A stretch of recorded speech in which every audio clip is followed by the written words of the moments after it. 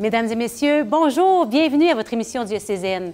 Nous sommes à la mi-novembre, ce mois où il fait de plus en plus sombre, qui nous conduit inéluctablement vers l'hiver. Mais bonne nouvelle, Noël est déjà à nos portes, ça s'en vient.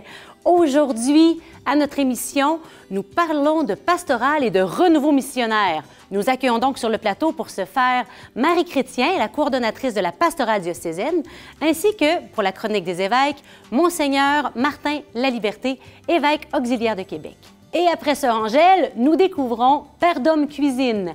Bienvenue à Lumière du Monde.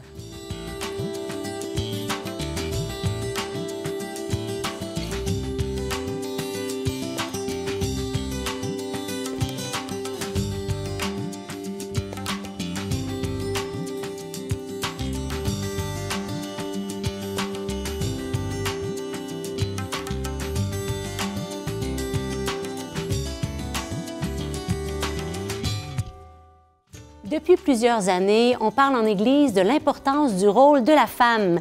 Ici, au diocèse de Québec, nous avons le bonheur d'avoir une femme avec un rôle important. Elle est coordonnatrice de la pastorale diocésaine. Marie, bienvenue.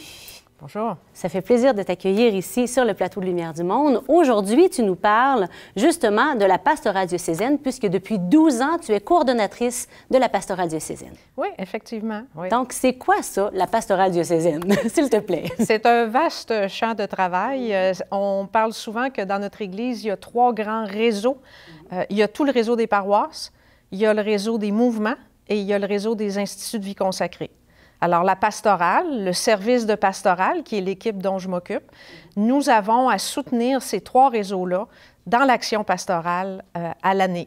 Ça couvre très large. Oui, c'est un vaste champ de travail, la pastorale jeunesse, les sacrements, la pastorale sociale et ainsi de suite. Il y a beaucoup de choses. Donc, ton rôle exactement là, dans la pastorale diocésaine?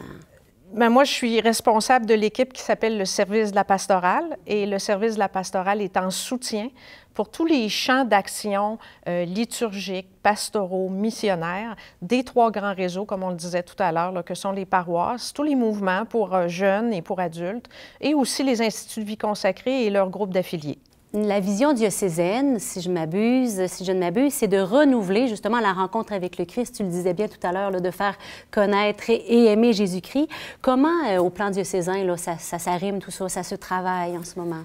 Ça se travaille de beaucoup de façons. Entre autres, cette année, pour l'année pastorale 2020-2021, on a mis quelques accents particuliers. Entre autres, on souhaiterait vraiment prendre un tournant pour consacrer beaucoup plus d'énergie, de ressources à ce qu'on appelle l'éducation de la foi des adultes. Par là, on entend toutes les personnes là, qui, en haut de 18 ans, sont à rejoindre. Il y a tellement de gens présentement qui ne connaissent pas Jésus-Christ ou qui en ont entendu parler, l'ont un peu oublié, l'ont un peu mis de côté. Et dans les temps qu'on vit, dans la société dans laquelle on vit, de connaître le Christ, c'est se donner une voie de bonheur, se sentir aimé et se sentir aussi en mission dans le monde pour, à notre tour, aimer les gens. Ça revient à aimer son Dieu comme soi-même puis aimer notre prochain. Alors, c'est un peu tout ça, là. De réaliser qu'on a une mission, que le bon Dieu a un plan d'amour sur nous, puis de bien pour faire donner ce bien, le royaume de Dieu, hein, le répandre dans le monde. Qu'est-ce que c'est le royaume de Dieu, sinon cet amour et ce bien à partager? Hein, oui, puis c'est pour ça qu'on insiste sur proposer ou renouveler la rencontre avec le Christ, parce qu'il y a bon nombre de gens qui ne l'ont jamais rencontré. Alors, à ces gens-là, il faut le proposer. Et de plus en plus, hein? Mais il y a aussi beaucoup de gens dans notre société qui ont eu des contacts avec le Christ, avec l'Église, et ça a comme été un peu mis de côté ou oublié. Alors, c'est pour ça qu'on parle de renouveler, parce qu'il y a comme quelque chose qui est là. Dieu est toujours présent dans nos vies, mais des fois, il faut le faire jaillir, il faut le faire découvrir aux gens que Dieu est déjà dans leur vie. Alors, c'est pour ça qu'il y a le mot aussi « renouveler ». J'ai eu l'occasion de te voir à droite à gauche dans des animations, dans des diocésaines, dans des rassemblements diocésains. Tu es une femme en feu qui est animée, décidée, qui avance. J'aimerais que tu nous parles justement, quel est ce feu qui t'anime, qui te fait te lever chaque matin? Je ne sais pas si c'est tout le temps avec cette même ardeur, mais moi, chaque fois que je t'ai rencontré avec ton sourire, ton ardeur, c'était plein de générosité. Quel est ce feu qui t'anime? Bien, d'une part, j'ai eu la chance de vivre une rencontre avec le Christ. Cette rencontre-là a changé ma vie. Puis quand on a un bonheur, hein, quand on est heureux, quand on tombe en amour, qu'est-ce qu'on veut faire? On veut le dire à tout le monde. On a hâte. Mais c'est un peu la même chose. Quand on a rencontré le Christ, on a le goût de le partager. Alors moi, ce qui m'anime, c'est de me dire qu'il y a plein de gens à qui on pourrait faire vivre cette rencontre-là ou on pourrait l'alimenter. Alors c'est ce qui me motive à continuer à travailler en Église parce que c'est le but de la mission, c'est de faire rencontrer le Christ. Et puis quand on l'a rencontré, bien, c'est malheur à moi si je n'annonce pas l'Évangile. Moi, je vois pas ça comme un malheur, mais je vois ça comme une force qui me pousse vers en avant, puis qui me fait toujours me dire, oui, il y a quelque chose à faire pour proposer le Christ encore aujourd'hui dans la société dans laquelle nous vivons. Tu parles de rencontre avec Jésus, avec le Christ. Je ne sais pas si c'est trop personnel de raconter comment est-ce que ça s'est produit pour toi.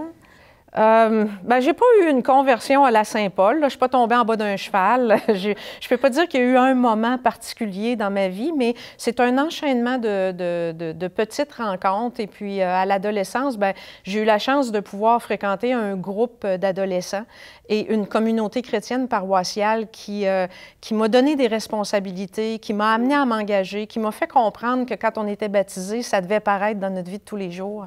Alors, c'est un peu comme ça, moi, que ma rencontre s'est produite à travers les mouvements de jeunes puis les groupes en paroisse. Et c'est pour ça que, pour moi, la paroisse, la communauté paroissiale, c'est quelque chose de très important et ça m'a toujours animée d'essayer de renouveler la vie paroissiale puis de nous donner des communautés qui soient vivantes puis qui soient missionnaires, qui annoncent à leur tour le Christ puis qui permettent à d'autres personnes, comme ça a été le cas pour moi, de rencontrer Jésus-Christ.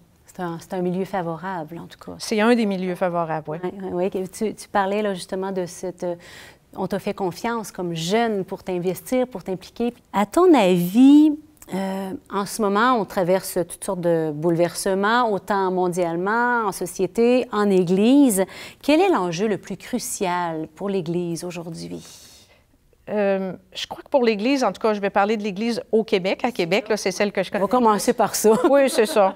Je crois que le principal enjeu, c'est qu'on en arrive à réellement vivre une conversion missionnaire comme celle dont le pape François nous parle. On a un enjeu de repartir en mission. L'Église de Québec, ça a d'abord été une Église missionnaire. C'est des missionnaires qui sont arrivés ici et qui couvraient de vastes territoires, qui ont appris à faire connaître le Christ à la population autochtone, aux communautés qui sont venues s'installer ici. Alors, on a une racine, une histoire missionnaire.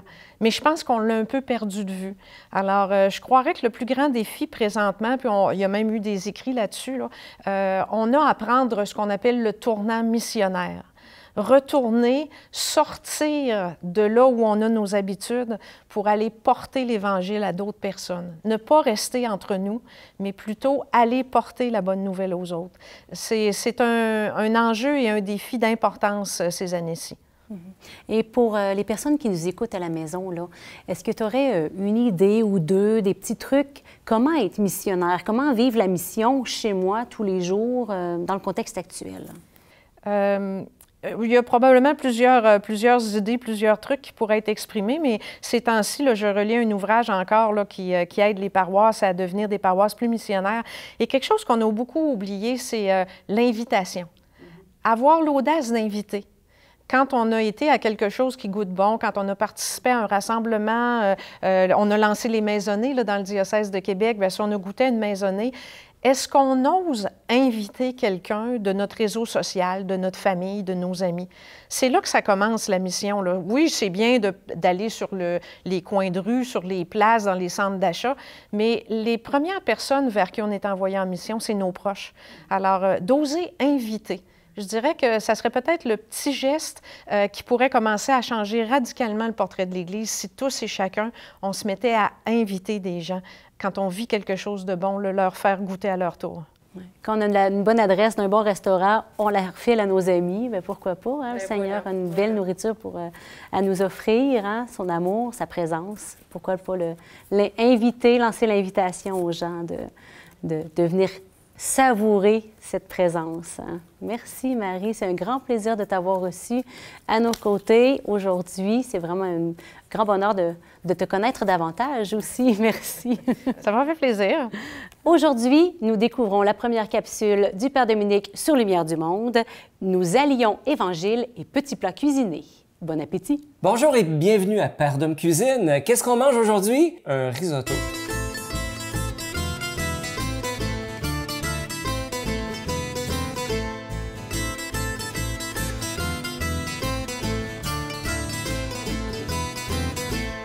êtes-vous prêts pour les ingrédients?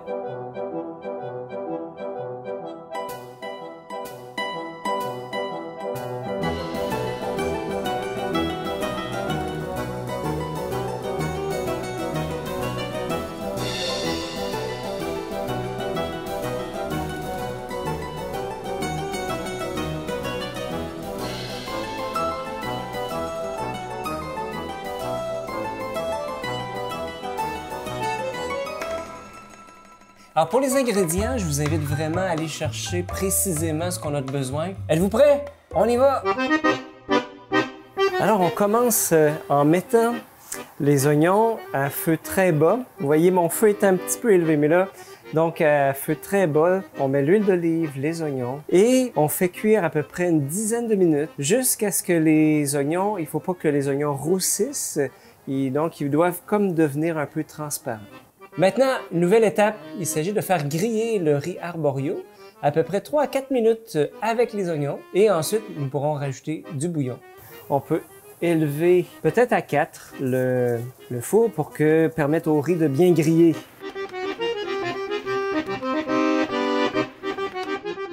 Vous avez 1 litre de bouillon de légumes. Pourquoi? Ben, vous allez voir parce que du riz, là, ça a vraiment soif. Et attention, pour réussir le risotto, on ne doit jamais mettre tout le bouillon d'un coup. Il faut l'ajouter au fur et à mesure. On rajoute une première louche.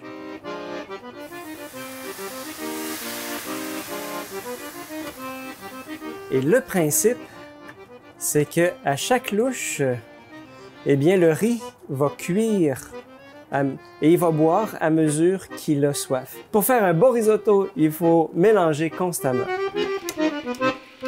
C'est à cette étape que l'on peut rajouter les tomates et le coulis de tomates. Vous voyez, vous pourriez avoir des tomates rouges seulement. Moi ici, j'ai choisi d'en mettre des jaunes et des rouges.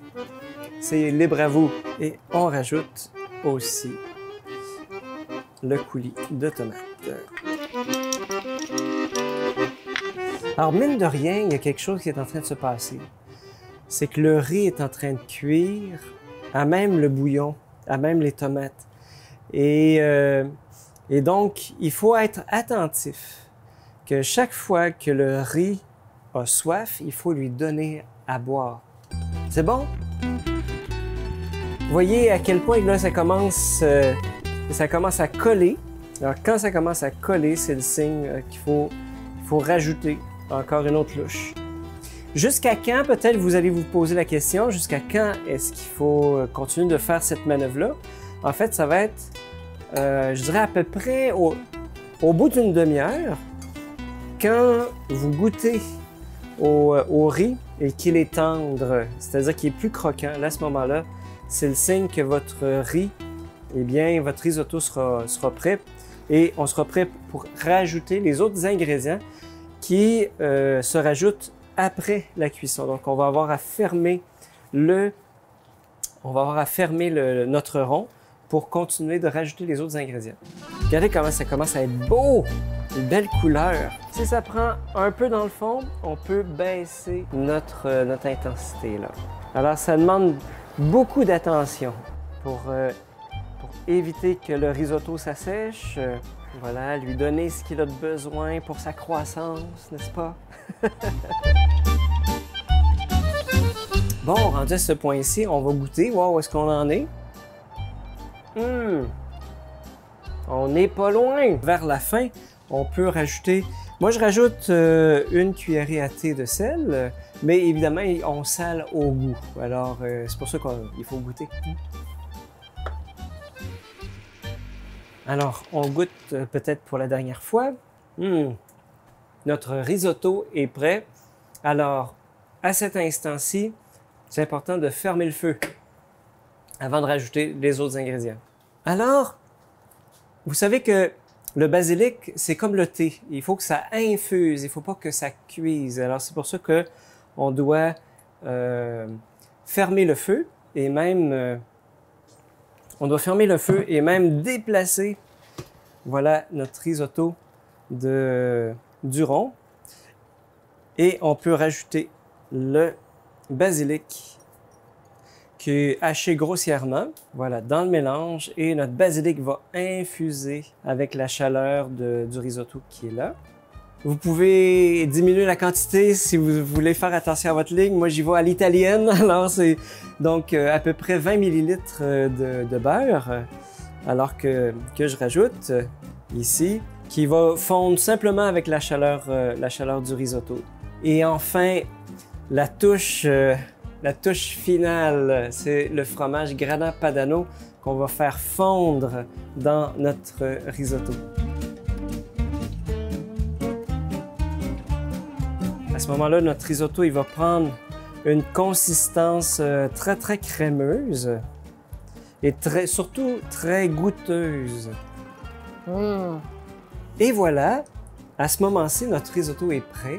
Alors, pour le servir, je vous conseille tout simplement de le mettre dans un petit bol, parce que c'est une entrée, et de déposer une ou deux feuilles de basilic frais par-dessus. Alors, voyez, notre risotto est prêt. Donc, c'est une entrée, c'est très goûteux. Vous allez voir, c'est vraiment très surprenant quand on prend une première bouchée. Et c'est vraiment délicat, c'est délicieux. Et c'est drôle, hein? Pendant que je faisais la préparation du risotto, j'avais vraiment l'impression d'accompagner une soif. Et le risotto, comme ça, il ne faut pas y donner tout d'un coup, puis en même temps, il ne faut pas le laisser mourir de soif. Il faut vraiment l'accompagner peu à peu. Et me dit, et que ça ressemble à nous, ça. Et que ça ressemble à nous, à nos vies. Tu sais, de quoi est-ce que tu as soif? Souvent, on a soif de reconnaissance, on a soif d'amour, on a soif... Ben, c'est quoi tes soifs à toi? Hein? Et quand Jésus il prend la parole à un moment donné, en Saint Jean, chapitre 7, eh bien, c'est durant une fête et c'est très solennel. Donc, c'est au chapitre 7, verset 37, il dit...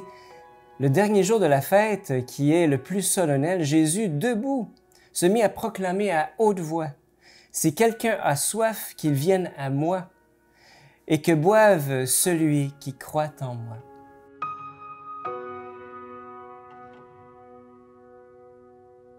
Merci d'avoir été avec nous, c'était Père Dom Cuisine. On se retrouve pour une autre recette, et surtout, je dis un gros merci à toute l'équipe de ECDQ pour leur collaboration. Je vous souhaite une très bonne journée! Père Dominique nous a mis en appétit. Nous poursuivons notre émission avec Monseigneur Laliberté, prêtre des missions étrangères.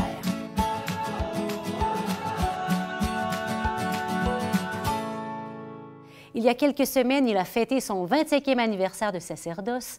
Dans 10 jours, il y aura 1 an qu'il a été nommé évêque auxiliaire de Québec. Monseigneur Laliberté, bonjour. Bonjour Geneviève. Ça fait plaisir de vous accueillir ici. Ça me fait plaisir d'être avec vous. C'est une grande joie. Dites-moi, Monseigneur, qu'est-ce qu'un évêque auxiliaire?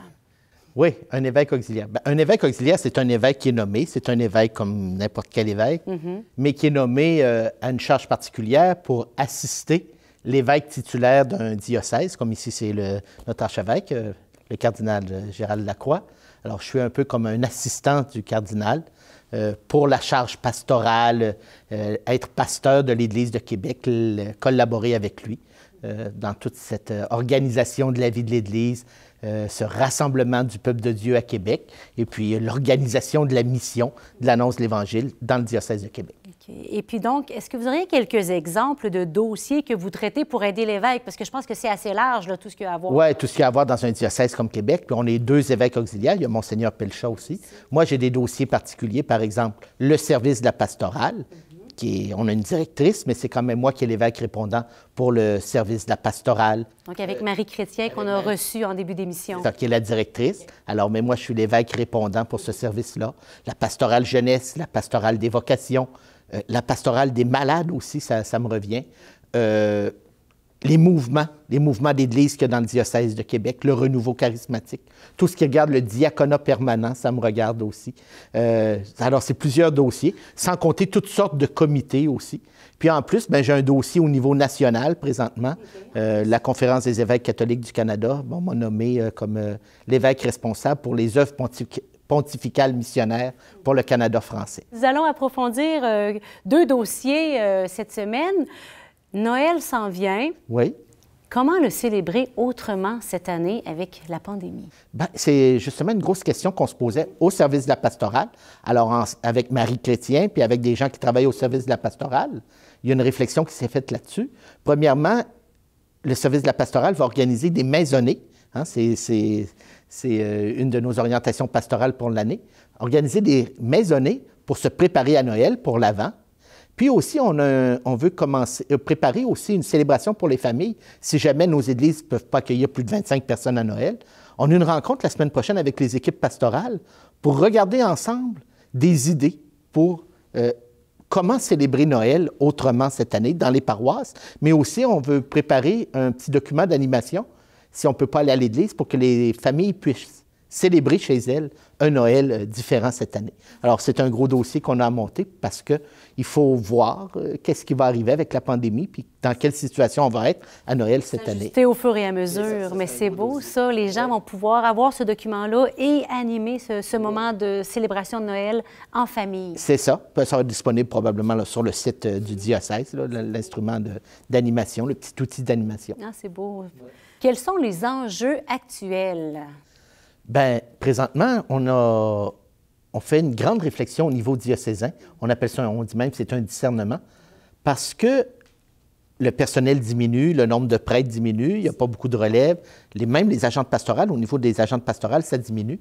Puis on se dit comment on va pouvoir assurer l'accompagnement des communautés sur un territoire avec moins de monde. Et puis ce qu'on se rend compte, c'est que présentement, on va peut-être être appelé à agrandir les territoires. On a regroupé des paroisses.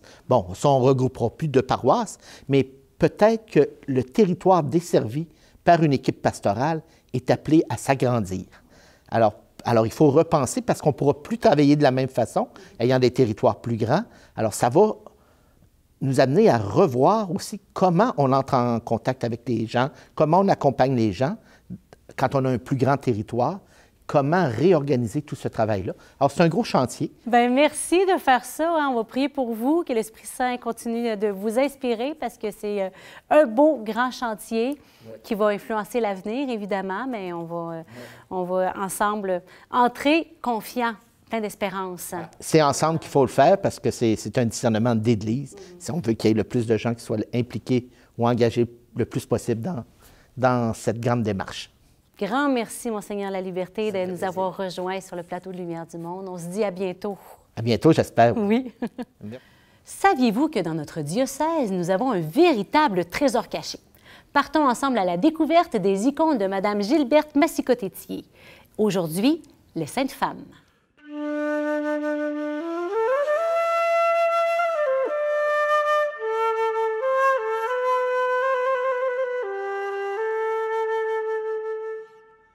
Christ est ressuscité.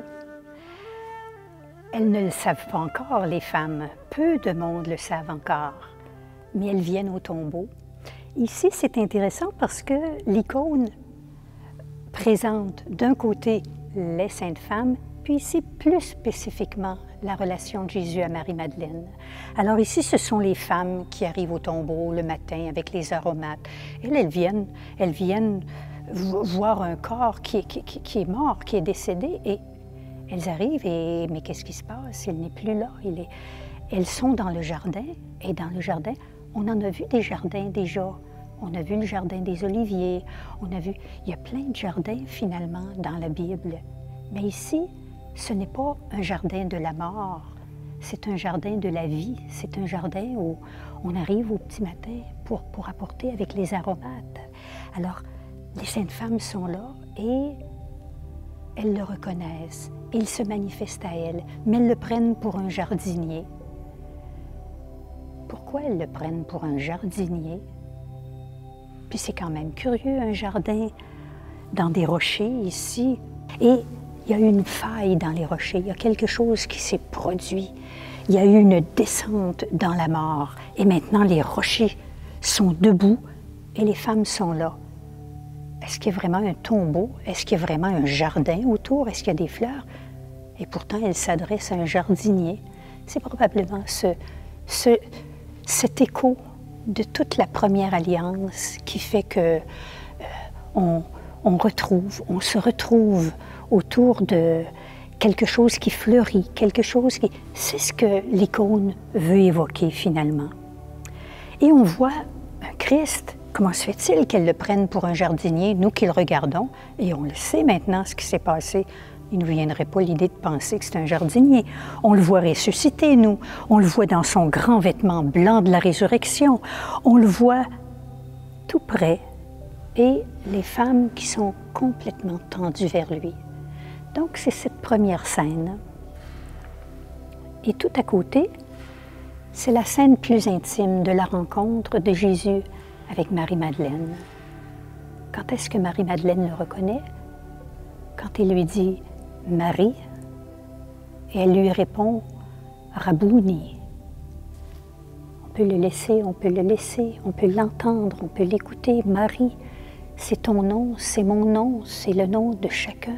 Entendre ce nom et s'entendre lui répondre « Rabouni », on te reconnaît, on te reconnaît.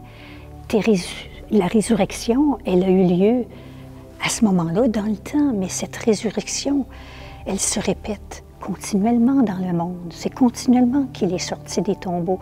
C'est continuellement qu'il nous sort de nos tombeaux, qu'il nous fait jaillir, qu'il nous amène à la vie. Dans l'icône même de la résurrection, on le voyait aller chercher. Il allait chercher Adam, il allait chercher Ève, il allait chercher tout le monde. Et ici, il y a comme quelque chose de plus contemporain. Il vient tous nous chercher. Puis ici, c'est la résurrection qui appelle à une réponse intime. Rabouni. Christ est ressuscité.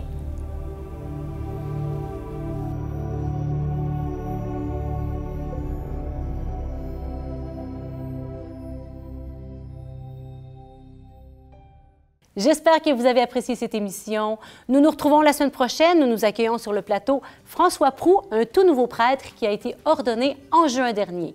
Et nous accueillons aussi Valérie pour sa chronique d'actualité diocésaine. Bonne semaine à chacun et à chacune.